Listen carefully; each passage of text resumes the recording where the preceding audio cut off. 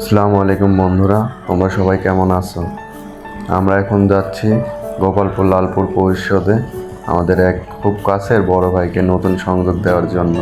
আমাদের গাড়িতে আছে শাকিল, আমাদের ম্যানেজার, তার সাথে আছে আমাদের ড্রাইভার রাজু সাহেব, আর আমি তো আছি আপনাদের সাথে। করতে করতে আমরা চলে আসলাম রেলগেটে কিছুটা সময় গেট পড়েছিল, গেট উঠাইলো, তখন আমরা গাড়ি নিয়ে আবার রওনা দিলাম। আস্তে আস্তে আমরা গাড়ি নিয়ে গন্তব্য আমাদের উপজেলা পরিষদে। প্রচুর জ্যাম ঠেলতে ঠেলতে আমরা আগিয়ে যাচ্ছি। বৃষ্টি ভেজা দিনে কাজ করার মজাটাই আলাদা।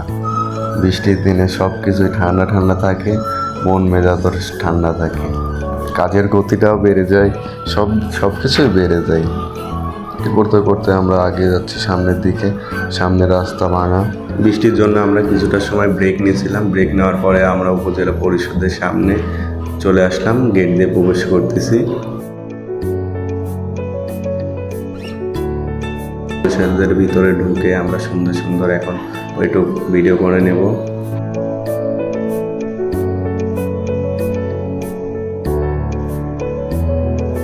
আমাদের উপজেলা পরিষদটা অরিজিনালি অনেক সুন্দর, ভিতরের পরিবেশটা মনোরম পরিবেশ।